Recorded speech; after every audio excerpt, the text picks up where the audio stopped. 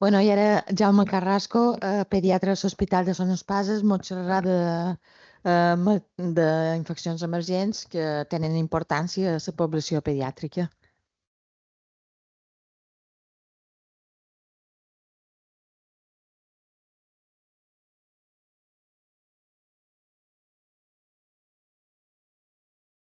Vale, buenas tardes. Bueno, me había preparado la presentación en castellano porque había ponentes de fuera, que no sé si están por aquí, pero bueno, sigamos. Tengo un poco tiempo, intentaré ajustarme al horario previsto, aunque vamos con un poquito de retraso. Entonces, juego a mi favor es que muchas de las diapositivas ya se han presentado porque son de epidemiología o de control de vector, que de esto han hablado antes los anteriores ponentes con mucho mayor conocimiento que yo. Hablaré de infecciones emergentes en pediatría, intentando integrarlas en la temática de las jornadas. En primer lugar, de leishmaniasis visceral como el ejemplo de infección emergente endémica con especial presentación en pediatría y con la influencia del cambio climático en el vector. Y luego hablaré de cosas diferentes a las que se han hablado hasta ahora, pero que son muy incidentes en pediatría, como es la enfermedad invasora por Streptococcus pyogenes, infección bacteriana emergente en los últimos años tras la pandemia de COVID-19. Y finalmente la emergencia actual existente con sarampión y tosferina, recalcando la importancia de la vacunación en el control de infecciones graves y con relación, por supuesto, con movimientos de población no vacunada. Empezando por la leishmaniasis, pasaré por encima, Leishmania infantum en nuestro medio, Phlebotomus en nuestro medio. Estas diapositivas ya se han comentado. Es una zoonosis transmitida por perros, gatos, pero recordemos otros animales, como por ejemplo las liebres en el caso de Madrid en los años recientes. El ciclo vital ya se ha comentado. La epidemiología afecta sobre todo a la cuenca mediterránea, en el caso que nos interesa, pero también en Asia y en Sudamérica. Se considera una enfermedad tropical desatendida y es la tercera causa de muerte por infección parasitaria. Recordemos que no solo afecta aquí, aunque hay mucha incidencia aquí, sino en otros países donde la mortalidad es mucho más elevada, y sobre todo que afecta de manera mayoritaria a la edad infantil, ya que son pacientes que proporcionalmente, sobre todo en países del tercer mundo, están más malnutridos que los adultos. Suele ser la primera exposición a la infección, con lo cual hay una ausencia de inmunidad previa, y además los niños y sobre todo los lactantes tienen un sistema inmunitario inmaduro que condiciona un mayor riesgo. En España, ya se ha enseñado esta diapositiva, el vector está presente ya en toda la península ibérica, incluyendo el noroeste que antes no había. Y en Mallorca, este trabajo se ha comentado antes del 2014, en que se estudió la presencia del vector, del flebótomo, en muchos puntos de la isla, y podéis ver que está presente en toda la isla. Básicamente este estudio lo que estableció unos criterios de riesgo para encontrar el vector, ya se han comentado antes, ¿no? Zona rural, vegetación arbustiva y proximidad con granjas de ovejas. También se ha demostrado esto, que es la incidencia en Baleares es la más alta de España, con la incidencia acumulada por encima de otras comunidades. Y aquí se puede ver también la especial incidencia en la edad pediátrica, sobre todo por debajo de los 5 años de edad. Entonces, como fisiopatología, recordemos, el parásito invade los macrófagos, sistema retículo endotelial, y tiene una serie de mecanismos de evasión del sistema inmunitario innato y adquirido, inhibiendo la acción del complemento y de la respuesta inmunitaria celular TH1, con lo cual pues puede sobrevivir y evadir la respuesta inmunitaria. Las formas asintomáticas son muy frecuentes, más frecuentes en nuestro entorno. Es verdad que pueden resolverse espontáneamente, pero pueden reactivarse en formas sintomáticas. Las sintomáticas son las que tienen un periodo de incubación largo, de semanas o meses, con una mortalidad muy elevada sin tratamiento y no desdeñable a pesar de poner el tratamiento correcto. Como signos y síntomas principales, y ahora hablaré mucho de clínica en esta y en las otras diapositivas, porque soy pediatra y soy clínico, entonces pues es lo que voy a hablar. Es fiebre diaria o intermitente, en INDI se llamaba fiebre negra, que es el cala-azar, que es por el tinte oscuro que adquiría la piel de los pacientes con infecciones ya evolucionadas. Es muy característica la esplenomegalia, que suele ser masiva e indurada, y en pediatría sí que se ha descrito un hallazgo específico, que es la presencia de nódulos esplénicos en un contexto de esplenomegalia y fiebre. La hepatomegalia no es tan significativa y luego pues todo va asociado a un síndrome constitucional. En cuanto a la analítica, el hallazgo más característico es la pancitopenia, con una anemia más grave debido al hiperesplenismo existente, y esta pancitopenia condiciona hemorragias e infecciones bacterianas secundarias que son la principal causa de muerte de la leishmaniasis visceral.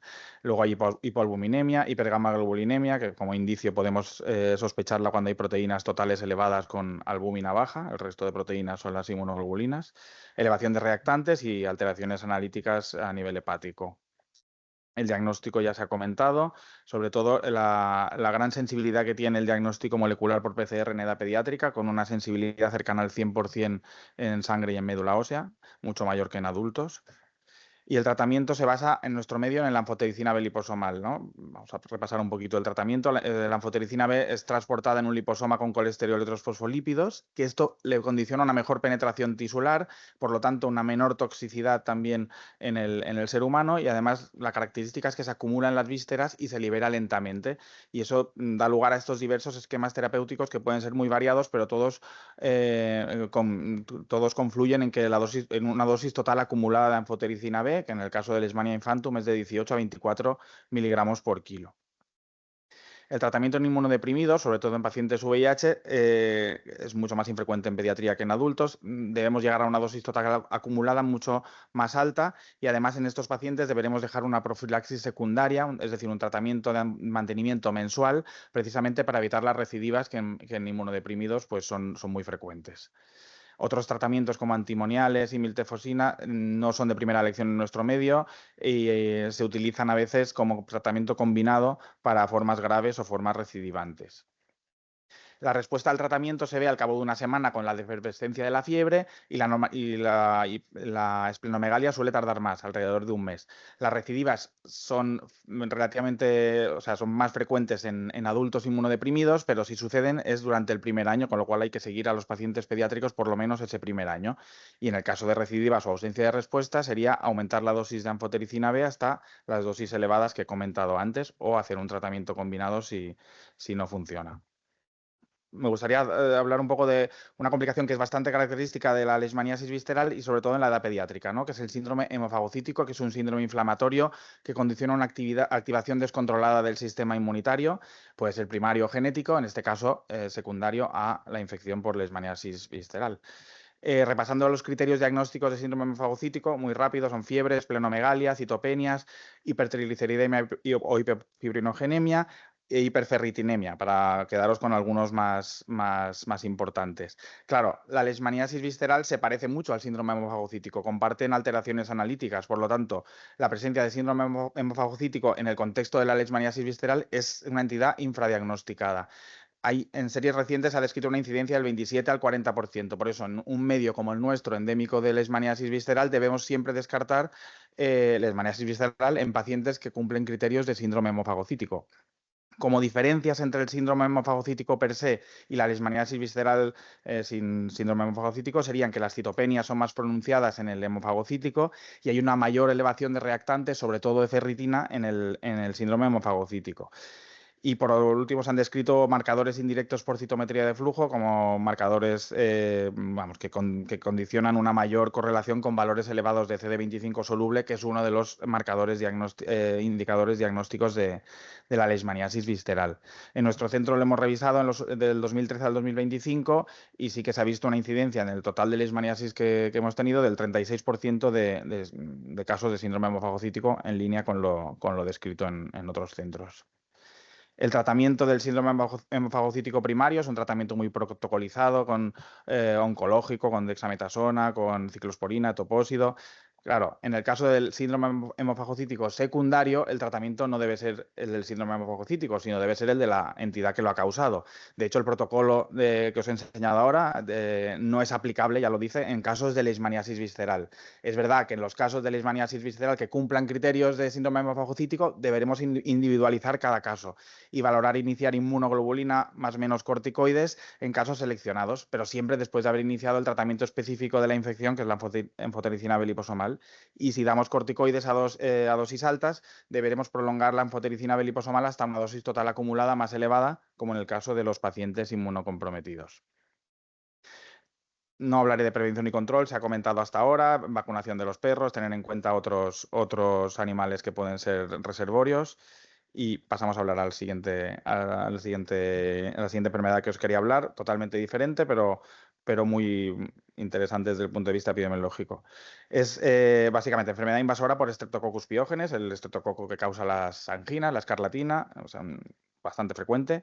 En Reino Unido, en diciembre de 2022, hubo una alerta por un incremento de casos de infección por estreptopiógenes con respecto a las temporadas prepandémicas e incluso describían un incremento de casos fatales, ¿no? Con 5 muertes en 7 días, cuando en las temporadas anteriores habían habido, pues era el número total de muertes que había en todo el año.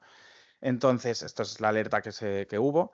Entonces, la Sociedad Española de Infectología Pediátrica se hizo eco de la alerta y dado que en España las infecciones por Streptococcus pyogenes no son de declaración obligatoria, se estableció una red nacional auspiciada por la SEIP para estudiar las infecciones invasoras por Streptococcus pyogenes, que de hecho ya estaba en marcha esta red desde el año 2019. Como posibles causas de este incremento, se establecieron 3 hipótesis, ¿no? En primer lugar, que hubiera un incremento de circulación de virus respiratorios tras los años de mayor incidencia de COVID-19, como VRS, gripe, etcétera, con un incremento secundario de infecciones bacterianas secundarias, o que se tratara de un clon más agresivo de Streptococcus pyogenes, o que hubiera un descenso de la inmunidad frente a virus y bacterias tras los años de mayor incidencia de COVID-19. Es decir, pues habíamos estado confinados con mascarillas y entonces los virus y las bacterias circulaban menos en esos momentos. Recordando a microbiología del Streptococcus pyogenes, es un estreptococo betamolítico del grupo A, que hay más de 100 serotipos y que se asocia el serotipo con el tipo de infección. Las cepas que causan amigdalitis no suelen causar infección cutánea y viceversa. El único reservorio es el ser humano, coloniza la mucosa respiratoria o la piel y tiene una gran capacidad de persistencia en forma de biofilm. Y posteriormente invade las células del epitelio respiratorio o de la piel, pues aprovechando diversas circunstancias. Tiene muchos factores de virulencia, pero todos son proteínas, son toxinas expresadas por el Streptococcus pyogenes. Y un gran espectro de enfermedades, ¿no? Colonización cutánea o faríngea, infección local cutánea o faríngea, infección grave local, puede hacer infección a distancia como meningitis, osteomielitis, bacteriemia, y luego tiene enfermedad mediada por toxinas, que es el síndrome del shock tóxico o la escarlatina, y enfermedad incluso inmunomediada mucho más adelante, como la fiebre reumática o la glomerulonefritis postestreptocócica. Como enfermedad invasora grave, recordamos, definimos como sepsis, fascitis necrotizante, que es muy típica del estreptococo, el síndrome del shock tóxico, neumonía, empiema o infección osteoarticular. ¿Cómo se trata la infección grave? Aquí tiene 3 pilares. Tratamiento antibiótico con betalactámicos, que son bactericidas que actúan sobre la pared celular. Luego, tratamiento antibiótico pero inhibidor de la síntesis proteica, que sería el caso de la clindamicina. Y finalmente, cuando ya se han producido estas toxinas, pues inmunoglobulina intravenosa para bloquear la acción de las toxinas. Entonces, el betalactámico sería, en el caso de un Streptococcus pyogenes ya aislado, penicilina, porque es universalmente sensible, pero si no, pues un antibiótico de amplio espectro, de mayor espectro, si estamos haciendo un tratamiento empírico. Es verdad que estos antibióticos solo son activos en la fase de crecimiento bacteriano, asociado a un inhibidor de síntesis proteica, como clindamicina o linezolid, que actúan sobre el ribosoma y bloquean la síntesis proteica, inhibiendo así la síntesis de los factores de virulencia. Claro, aquí podíamos pensar, bueno, estamos usando clindamicina, pero bueno, yo creo que tenemos algunas resistencias a clindamicina. Pues sí, es verdad, hay resistencias a clindamicina, pero aquí desde el 2019 son bastante estables, son de alrededor del 10-15%, bueno, que es justo el límite, ¿no?, que ponemos para poder utilizar un antibiótico de forma empírica contra una infección. Entonces, ¿qué usamos? ¿Clindamicina o linezolid, no? Porque hemos dicho que podemos usar los dos. Es verdad que con la clindamicina hay muchos años de experiencia y es verdad que se ha visto últimamente que la resistencia a clindamicina podría no influir en ese efecto inhibidor de la síntesis de toxinas que tiene el antibiótico. Y por otro lado, se ha visto que las cepas resistentes a clindamicina son menos virulentas, es decir, que ganando resistencia pierden habilidad de virulencia estas cepas. Por otro lado, el linezolid no tiene problemas de resistencia de momento. Además, nos permite cubrir de forma empírica el aureus resistente a meticilina. Recordemos que en estos casos de infecciones graves muchas veces estamos hablando de tratamiento empírico hasta no tener aislado la bacteria que lo ha causado. Y además hay diversos estudios ya recientes en el último año que sugieren la no inferioridad del linezolid con respecto a la clindamicina cuando lo que buscamos es inhibir la síntesis de toxinas, es decir, un tratamiento adyuvante siempre a un beta-lactámico. Por otro lado, recordemos, tenemos una incidencia cada vez más elevada de aureus resistente a meticilina, en nuestro centro del 10-15% en los últimos años. Entonces, tenemos que tener en cuenta que la clindamicina sí que es un problema con el Staphylococcus aureus. Las cepas sensibles a meticilina de aureus son muy resistentes ya a clindamicina. En el último año, por encima del 30%. Y en las cepas resistentes a meticilina también son muy resistentes a su vez a clindamicina, alrededor del 30% en los últimos años. Esto hace que la clindamicina ya no es un buen antibiótico empírico frente a una infección que pudiera estar causada por un Staphylococcus aureus, con lo cual gana terreno el linezolid por las razones que he comentado antes. En la red PEDGASNet de la Sociedad Española de Infectología Pediátrica ha estudiado esto desde la pandemia y desde antes de la pandemia, y aquí en esta gráfica podemos ver cómo en 2019 había picos de enfermedad invasiva por Streptococcus pyogenes, que es la línea azul, hubo un stop durante la pandemia, y cuando la última línea roja, que es cuando se eliminó la obligatoriedad de llevar mascarillas, empezó otra vez a aumentar la incidencia de infección invasiva por piógenes hasta producirse un incremento significativo a finales de 2022 muy superior a los niveles pre-pandemia. En esta otra gráfica podemos ver lo mismo, un poco ampliado hasta los primeros meses de 2023. Las barras azules son la incidencia de infección invasiva por piógenes.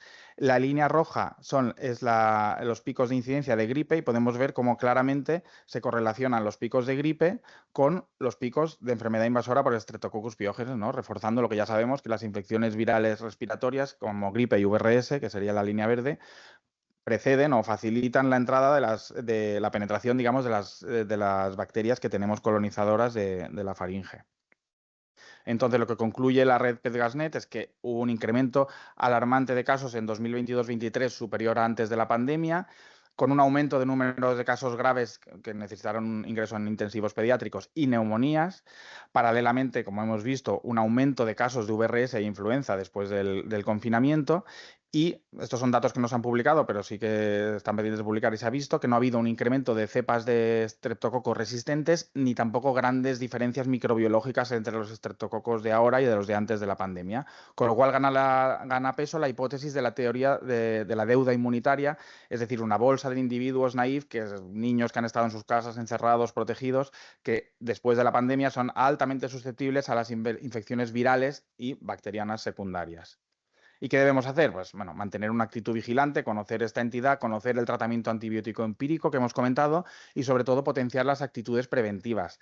En primer lugar, la exclusión escolar de los niños con una infección estreptocócica hasta que lleven 24 horas de tratamiento, y en segundo lugar, igual lo más importante, promover la vacunación frente a la gripe, que recordemos que es ya sistemática por encima de los 6 meses y por debajo de los 5 años, y que vacunando de gripe, como hemos visto, podremos prevenir infecciones bacterianas secundarias. Y ahora dos pinceladas de infecciones emergentes inmunoprevenibles, que son la tosferina y el sarampión. La tosferina, recordad, causada por Bordetella pertussis, la llamaban antes la tos de los 100 días, porque dura, pues eso, 100 días, una fase catarral de 2 semanas que es indistinguible a un catarro común, seguida de una fase paroxística, que es la fase grave, ¿no?, que dura de 2 a 6 semanas, que es la tos paroxística con cianosis, con gallo inspiratorio y que causa problemas, y luego una fase de convalecencia que dura 2 o 3 semanas más. El diagnóstico sobre todo es el primer mes por PCR o cultivo también. Aquí no sé si se podrá oír. No sé si se oye. No se sent. Pues nada, es una acitose. Vale. Esto es una tosferina, tos paroxística, en accesos, no se ve mucho, pero es cianosante. Y luego hace un... Bueno, se queda sin respirar, básicamente. Y lo quería dejar para que vierais el gallo inspiratorio, que es esto. Bueno, pues una tosferina. La gravedad, sobre todo, es en niñas como esta. Lactantes pequeños, la mortalidad del 1%, sobre todo en lactantes pequeñitos, menores de 2 meses, que es como el ejemplo que os he puesto. En estos la fase paroxística es más intensa, con tos cianosante, con gallo inspiratorio, que asocia apneas, puede asociar convulsiones y puede asociar una entidad que es la tosferina maligna, ya que la tosferina causa hiperleucocitosis con linfocitosis, a veces tan exageradas que causa de forma secundaria una hipertensión pulmonar refractaria que condiciona la mortalidad en esta edad. Actualmente, el Comité Asesor de Vacunas de la Asociación Española de Pediatría recomienda la vacunación en embarazadas en el tercer trimestre, precisamente para evitar los casos graves antes de que empiecen a ser vacunados, es decir, que actúe sobre los primeros meses de vida de los lactantes. Y luego recomienda vacunación a los 2, 4, 11 meses, un refuerzo a los 6 años y recomienda un refuerzo a los 10, 12 años, que esto solamente se ha aplicado en 3 comunidades autónomas de momento. Y ahora explicaré por qué. Actualmente hay una reemergencia de la tosferina desde el año 90, pero ha habido un aumento exponencial en los últimos 2 años, y eso es debido a que la inmunidad de la infección no es duradera, es decir, que podemos volver a pasar la infección una y otra vez. Además, las vacunas actuales son acelulares, porque las celulares de células enteras que había al principio eran muy reactogénicas, entonces las actuales son menos reactogénicas, pero menos inmunógenas, y además no son esterilizantes, con lo cual se calcula que el efecto dura de 2 a 5 años y luego podemos volver a adquirir la infección y sobre todo transmitirla, que es el peligro. Por otro lado, se ha descrito una evolución antigénica de la Bordetella pertussis, es decir, ha ido cambiando la expresión de los diferentes antígenos y las vacunas actuales se ha visto que cada vez son menos eficaces. Y luego recordar el hito de la vacunación en embarazadas que se instauró de forma generalizada en toda España en el 2016 y sí que se vio un descenso de casos de tosferina grave en lactantes menores de 3 meses, que es a los que va dirigida la vacunación en embarazadas. Recalcando lo que os he dicho, aquí vemos al final el pico de incidencia en los años de 2023-24, que es significativo. Y por grupos de edad, aquí podemos ver que la línea amarilla es la que tiene más incidencia y que es precisamente la de la edad de 10 a 14 años, que es cuando se ha perdido el efecto de la vacunación inicial, que acaba a los 6 años, y por eso se está preconizando el uso de una dosis extra a los 10-12 años y que esperemos que se generalice en este año o en los que vienen. En Europa pasa exactamente lo mismo. ¿Y por qué pasa esto? Pues en parte por lo que he explicado ahora y en parte porque las coberturas vacunales son bajas. La tosferina es súper contagiosa, necesitamos una cobertura de por encima del 95% de la vacunación para adquirir inmunidad de rebaño y conseguir evitar los casos graves que precisamente son en lactantes que no se pueden vacunar porque son muy pequeños. Y vemos que en toda Europa esta es la cuarta dosis la de los 6 años, la dosis de los 6 años, prácticamente en la mayoría de países está por debajo de este 95%. Entonces, ¿cuáles son las estrategias que se proponen? Aumentar la cobertura vacunal de esta cuarta dosis, de la de los 6 años, que llegue por encima del 95%, generalizar este refuerzo vacunal de los 10-12 años, promover la vacunación ocupacional. Teóricamente, todo el personal sanitario todos debemos tener una vacuna, la última vacuna más allá de hace 5 años, con lo cual estaría indicado ponernos una vacuna de refuerzo. También trabajadores de educación infantil y, por otro lado, investigación en nuevas vacunas pues como por ejemplo vacunas atenuadas intranasales, que son más inmunógenas, adyuvadas, que potencian la inmunogenicidad, o estudiar nuevos antígenos para evitar precisamente que las vacunas se han quedado cortas y se han quedado menos eficaces frente a las cepas de Bordetella actuales. Y ya para acabar, sarampión, que hay hay actualmente, no sé si lo sabéis, hay una alerta sanitaria por una epidemia. Bueno, el sarampión ha ido aumentando en los últimos años en toda Europa, sobre todo en Rumanía, pero ahora últimamente, desde el año 2023, hay un gran brote epidémico en Marruecos, con lo cual, con las relaciones que tenemos, pues hay un brote secundario, una alerta sanitaria secundaria en España, y en Mallorca también ya hay varios casos. Es una enfermedad con una elevada contagiosidad, ¿no? La R sub 0 famosa, que es que cada caso puede contagiar, en este caso, a 15-18 personas susceptibles. Se transmite por vía respiratoria, por gotas aerosolizadas, desde 4 días antes hasta 4 días después del exantema, con una distancia superior a 1 metro, es decir, las gotitas se desplazan con el aire y pueden permanecer en suspensión varias horas. Y el reservorio es exclusivamente humano. Hay una fase de incubación de 10 a 12 días, seguida de una fase catarral prodrómica con fiebre alta, tos, mucosidad, conjuntivitis, y son patognomónicas, que en medicina hay pocas cosas patognomónicas, pero esta es una de ellas. Las manchas de Koplik que suceden en esta fase, es verdad que duran solo de 1 a 2 días, pero son estas manchas blanquecinas en la mucosa yugal que preceden a la aparición de la fase exantemática, que dura de 6 a 10 días, con un aumento de la fiebre, irritabilidad y un exantema maculopapuloso confluente cráneo-caudal que empieza en la región retroauricular y que se sigue de una descamación. Esto es un ejemplo de exantema morbiliforme, que se llama, que es morbiliforme significa sarampionoso. Y esta es la facies catarral, ¿no?, que tiene la mucosidad y asociada al exantema. Como complicaciones, pues una infección grave, presenta una inmunosupresión que se ha descrito asociada precisamente al sarampión, ¿no?, con un incremento de infecciones bacterianas secundarias varias semanas incluso después. Produce queratoconjuntivitis, otitis media es la más frecuente, evidentemente es la menos grave, la otitis media, pero la neumonía, que es la complicación más grave, bueno, la que condiciona mayor mortalidad, es del 1 al 6%. Y luego complicaciones neurológicas que son más infrecuentes, pero igualmente graves. La mortalidad es del 1 al 3 por cada 1000 pacientes. Antes de la era vacunal había varios millones de muertes anuales atribuibles al sarampión, pero aún después de la vacuna hay más de 100.000 muertes anuales en todo el mundo atribuibles al sarampión.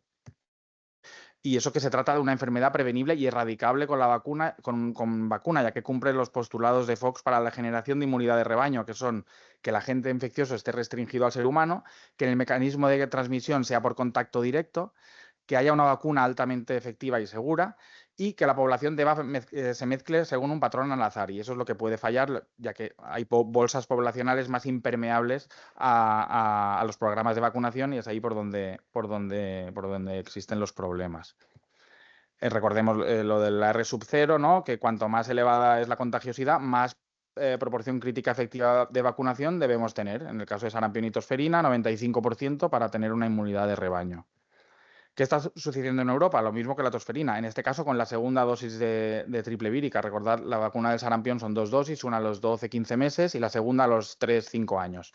Pues la segunda dosis estamos por debajo del 90% o del 95% en gran parte de los países de Europa.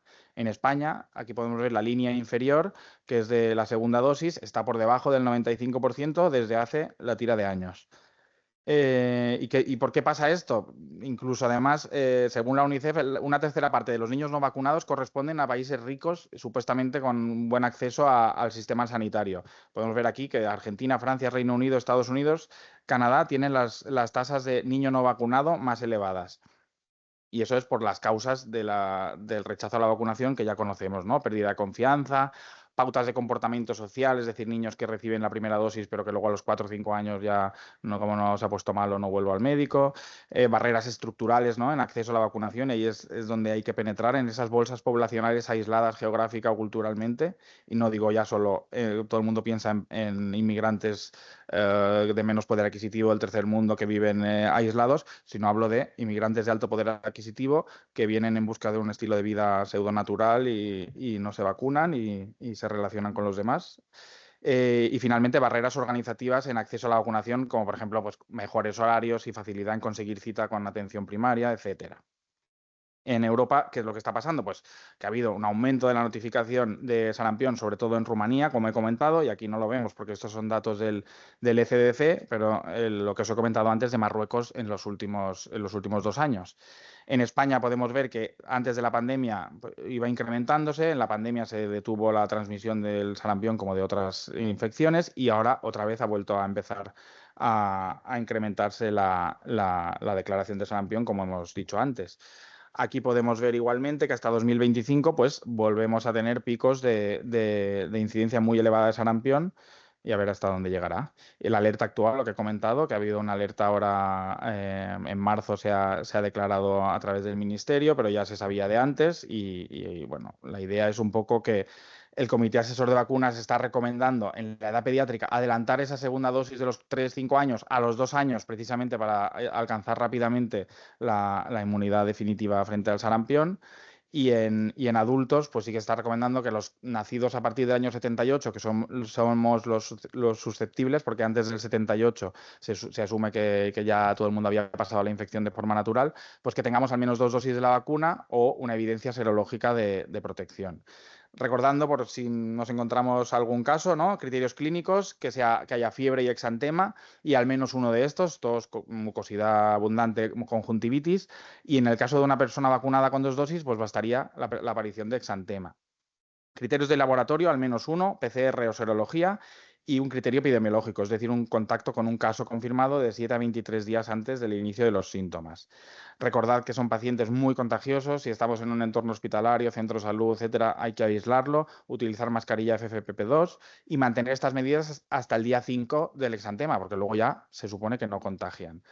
Se recomienda extraer muestras de suero y PCR, sobre todo los primeros días las dos cosas, a partir de los 10 días solo serología. Y el contacto susceptible se define como un contacto con un caso confirmado, haber nacido después del 78 y no tener antecedentes ni de sarampión, ni de estar vacunado con 2 dosis, ni tener evidencia serológica. Esto es un contacto susceptible.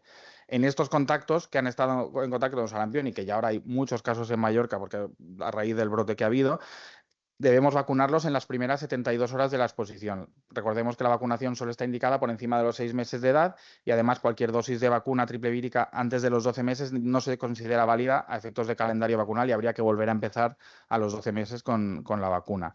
Y en los casos que está contraindicada la vacuna, es decir, lactantes pequeños, embarazadas, inmunodeprimidos y que queramos protegerlos, el tratamiento sería la inmunoglobulina inespecífica que se debe administrar en los primeros 6 días desde la exposición inicial. I això és tot. Gràcies.